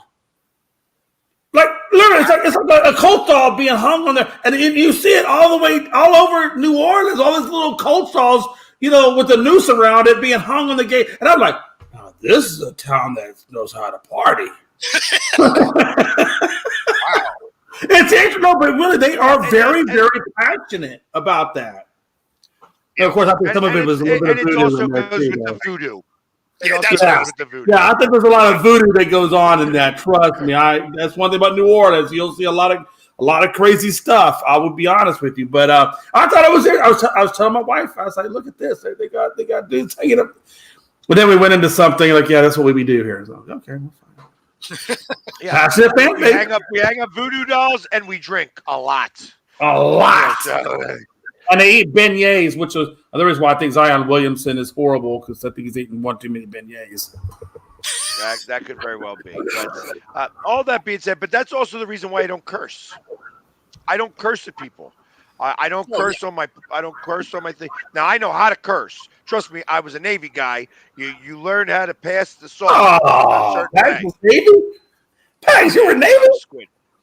I was a squid for 10 years. I was a radioman and an HT. So I was an electrician that cross-rated to IC. Electrician that cross-rated to IC on an LSD, a tripping good ship. So USS Portland. Oh man, I was down there on the Blue Ridge in Yokosuka for the most part, and then a couple of minesweepers over in Iraq. But yeah, or actually Bahrain before that. Good time. Yeah, that's I think there's a reason why I like Pags. He's a former Navy guy. Okay, all right. Exactly. The squids stick together. Damn right. But I also, like I said, but that's the reason why I don't curse, because you can't. The moment that you curse at somebody, the conversation changes. It does. It's over. They've won. Yeah, and that's why it's like I never need to. Plus, if there's somebody who's yelling F this and F that and F this and F that, I let like one or two slide. But if something comes out where everybody, I turn around, I'm like, yo, there's kids around. You know what I mean?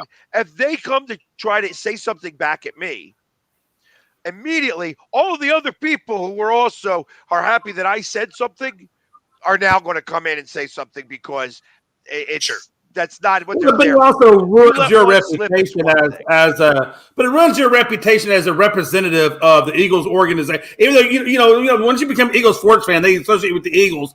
You want to have a good reputation. And I think if you were to curse Pags, it would just ruin your reputation as a super fan. Sure.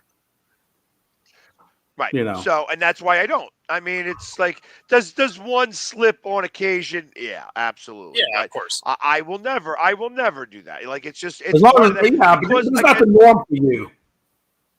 Right. It's you know what I'm saying? It might be every once in a while, but that's a human being. But as long as it's not the norm, you're fine. I don't see the issue with that. It's also different if it's in the context of you're like, you're saying something about your team or whatever versus, directly to the person. Because, that's received very differently. Right, right. Yeah. Like, if you don't, like, when somebody wants to curse at me, like, I don't curse at people. So if somebody wants to curse at me, I'm going to give them my full attention and let them know that I don't like that they cursed at me. Sure. And that, at that point, just that interaction usually stops any further interaction. Because, like I said, hey, I don't get angry. I look at anger as a weakness. Now, does that mean I don't get angry? No, absolutely. I get angry all the time. But Hey, Pags, angry at people. But being a military guy, Pags, do you ever curse people phonetically? Like, do you ever just phonetically spell your words? just to kind of throw them off their game? Because if you got to literally mentally think about that gives me time to think about 4 other good comments. Yeah, like, oh, really, you asshole? It says Sierra Hotel India Tango Hotel Echo Alpha Delta. He spelled shithead. Wow. Oh, that would be hilarious. That'd be hilarious. I just think it's awesome when you can phonetically spell curse words and people are like, or you know what? Maybe the big thing in the NFL this year was the sign language, so you could just. Yeah. Yeah, the thing is that plenty of people know certain signs. But but again, we're making a joke of this, but it's not funny when somebody gets shot and killed. You know what I mean? Not at all. No, it really isn't. It really, and I don't know. I'm just saying, as a society, I don't know how me want to kill someone. What gets me to that level of, number one, want to end a life. Number two, because I ended a life, now I got to go to jail forever. Is it really that serious? No. I mean, damn, there's a whole other season. Let's go. What the next year? Said, what are we doing? They are not your mother. The teams are not your mother. You're not defending their honor. They could care less whether you come or go. Yeah. I mean, I'm not getting direct deposits from the team, so that's the thing that gets me is it's you don't actually have any tie to the team. They don't even know who you are 99% of the time. There might be a couple of fans that they know who they are, but outside of that, nobody has a clue. I mean, it doesn't make any sense, and most of the time, there's the next week.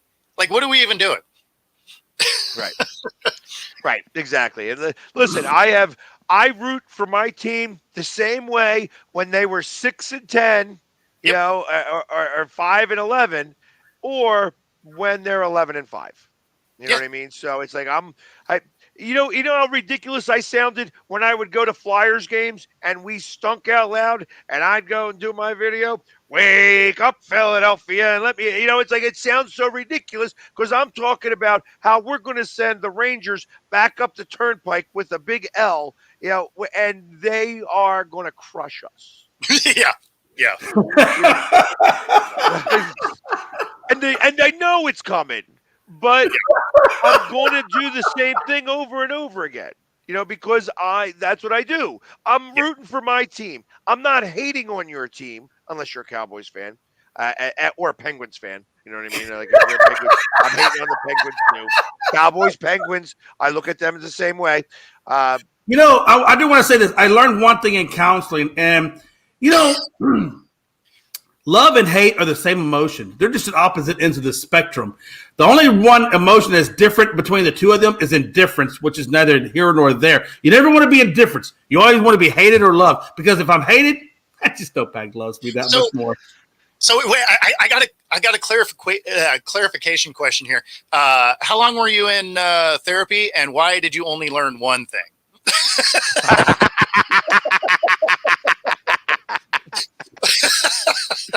He doesn't even have to respond to that. No. He's like, you got me. When I came back from my last deployment in Afghanistan, my wife said, "You're choking me out. Go get therapy. You're doing something in your dreams that isn't quite normal." And I went and got therapy. And that was in 2013. And I've been in therapy ever since. And apparently it's working because the medication, primo. And I ain't got to pay for it. And she's a lot happier. So, my therapist, but no, I've been in therapy for a hot minute. So I'm a veteran. I'm a veteran of therapy. Therapy taught you to loosen your grip a little bit. So a little bit. No, but hey, I do want to do a shameless plug. If there's a veteran out there that's going through issues, please go get therapy. It is worth $1,000 that they're going to pay for it. So go get your therapy. Yeah, or if you don't even know who to talk to, you can come talk to me, come talk to Jay. Listen, there's I can talk about this for hours here. That 22 veterans a day commit suicide because of either PTSD or feelings because of what they've seen or lost friends that they've lost in battle and things like that. It's suicide is never the right answer. So it's funny that we're talking about this right now, but it's not funny. It's not a funny situation. So no, for sure. If you need somebody to talk to, feel free to reach out to me. Even like I said, or me. I can at least steer you into the right direction. And be somebody that's non-judgmental because like I said, it's what you've been through. I haven't walked a mile in your shoes, so what you've got to say, you just walked a mile in different shoes, right? Yeah. So, but for anybody out there or if you know somebody who's having a hard time, difficult time, somebody who's always saying he's fine but isn't like he used to be. Definitely, it's somebody that you should get to have him talk to someone because ultimately they're fighting battles that you'll never know. Yep. So. Yeah, amen, brother. Amen. I think we've all had friends that have gone that. We've lost friends that have gone that way. So it's a very real thing, even if you're not a veteran. Like if you're struggling, talk to somebody. Yeah, mental health, and it's everywhere. We're talking. We hear about it in sports all the time. And Ben Simmons was, I guess, one of the precursors of mental health. I mean, look, I know we can kind of poke a lot of fun at Ben Simmons, but I do believe, and I will never poke fun at mental health. I do think that there is some mental health issues with that young man, and that's something that I hope that he's honestly continuing his treatment with because it is in sports. Okay, go back to Ricky Williams. You don't think Ricky Williams was having issues with mental health? He'll tell you he had mental health issues. There's a lot of athletes out there that have mental health. What was that guy? Love? The center for the Cavaliers. Kevin Love. Kevin Love is a huge mental health guy. He has foundations out there that help with mental health. So mental health is all over the place. Look at Simone Biles. She left the Olympics because of mental health. Sure. Well, and it's something that I credit Jay Glazer with a ton. Right? He is a huge advocate for mental health, and he is very open about the fact that he struggles with depression and has those issues. Right? He talks very publicly about it, and so it's shout out to Jay Glazer for doing that.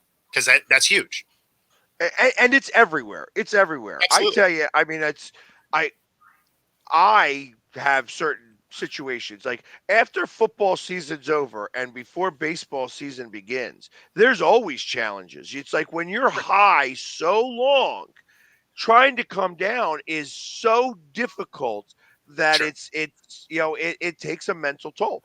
This is work. This is hard work. Going to all these games and screwing on the smile. There are times that I don't feel like going to the games, but I go and I've got to screw on the smile and I got to take the pictures because the people want that. They don't want, hey, what are you miserable about? They don't care. They don't care about that. No, they want the Philly sports guy. They want the guy, the persona. Yeah. And sometimes it's not the easiest. Yeah, no, absolutely. So, they want that game day experience, regardless of where you're at. Exactly. Absolutely. And that's a challenge sometimes. Like I said, after the Super Bowl last year till the end of March, it was tough because it's like, okay, I had the World Series and then I had the Super Bowl and then straight down to, for 2 months until baseball started back up again. Right. And you're just like, what am I doing? Like, and Pags and Bo, as an athlete that I know you probably know this more than either one of us. From that perspective, you can't tell me that these athletes, these top tier athletes, that the pressures that they go through, the amount of pressure that's put upon, you can't tell me that some of them guys don't got some damn mental health issues going on in there. You may not know about it. We may not know about it, but you can't tell me that them dudes don't got some mental health stuff, dealing with the pressures of their job, dealing with the pressures of society, dealing with the pressures, of their families, dealing with all the pressures they got to deal with day-to-day life. You can't tell me that those dudes themselves don't have their own demons that they're dealing with while they're playing sports. No, they definitely do. And one of the things that people don't realize that is such a weird thing when you're playing is to your point, Pags, was, you know, in between sports, you're just like, oh man, such a low. That's really true when you're playing, right? Because everything you do is so regimented about doing the thing, right? And then, you know, it's not like it's a series, right? Like once you hit the playoffs, it's one and done. Or even if you win it all, like the next day, it's over. Like that's it. Pack up your crap and go home. Like everything you've been doing for the last 6+ months, where you are, everything about you is scheduled beyond belief. Right. And then the end of the season comes. And go, hard stop. Yeah, there's nothing else, right? It's just like, okay, there's the door, get out the building. Like you're just like, man, like everything I've been doing has been regimented for, you know, 14 hours a day for the last 6, 8 months, and now it's just like, bye, and you're just like, wow, okay, so you actually just kind of feel, you know, some kind of way, because you're just like, man, I'm not even quite sure what I'm supposed to do at the moment. And I mean, it's not like you were being told what to do per se. I mean, you were still free reining your time to some degree, but absolutely. But at the same time, now it's just like you don't have that goal, right? Which is why you end up seeing guys in the NFL that end up showing up out of shape or not ready to go and stuff like that. It's because they don't have that scheduled thing that keeps them on track. It's just kind of like, okay, season's over, bye. And you're like, yeah. Weird. I think one of the biggest cases of mental health was Demetrius Underwood. Do anybody remember Demetrius Underwood? He started out with Minnesota on the defensive side of the ball. Then Dallas took him on. But he was a severe head case. I mean, this guy was battling demons on the psychotic side that had him naked, running down the streets and getting in trouble. I mean, this guy was incredibly talented. He was probably one of the most talented defensive guys out there. But because of his mental health demons, it ruined his career and it kept him from, you know, reaching his potential. And I got to be honest with you, if I was an athlete, it would be hard for me to deal with on a mental health side, especially on the depression side, would be as if I was like a Nick Chubb, which just went through that injury he went through, which basically shattered everything in his leg, and him wondering, can I come back from this and be the same Nick Chubb I was before, or will I now be, you know, and all the stuff that he's going to have to go through with rehab, or an Alex Smith that went through, you know, the Theismann injury back in the day, you know, and all the stuff that he had to come back through to even get onto the field was amazing. Like the thing that those kinds of athletes go through with those kinds of injuries and the mental health side of it, it's got to be incredibly crazy. Yeah, I mean, exactly. Rehab's a grind no matter what. And when you're an athlete and you got to do it, when you're so used to being able to do close to superhuman type of things, and now you're having a hard time moving body weight. It's that is definitely a mentally draining thing. I remember tearing a hamstring, and you know, it was hard to move the bike without the band being tight, right? Like you're just freewheeling it, and it hurt to do the motion. You're just like, man, this is like, how am I ever going to do a leg press again, let alone, you know, run? Right. I mean, those are the thoughts that creep in your head when you start. Now, obviously, it gets better over time and, you know, you progress, you get healthy again, whatever. But when it first starts, you know, you do get down about it because you're just like, man, is this ever going to be right again? Right. Well, I tell you, we may have to readdress this again. Obviously, we went off on a tangent here towards the end of the show, and it went, and it sounds like we ain't done talking about it yet either. So it's one of these things that maybe we will have to revisit again, probably after the Super Bowl. But thank you for everybody who stuck with us for our 2 hours. Yeah, all the comments and everything. We'll be back tomorrow, all three of us, where we were going to make our picks, and everybody will find out that the Dallas Cowboys are going to lose to the Green Bay Packers. We're all going to pick against Dallas. But anyways. Be sure to hang out in the next hour, too. I'm actually doing my pick 'em in the next hour block. So absolutely stay tuned to listen to Bo, and thank you, everybody. We'll see you guys tomorrow. Take care.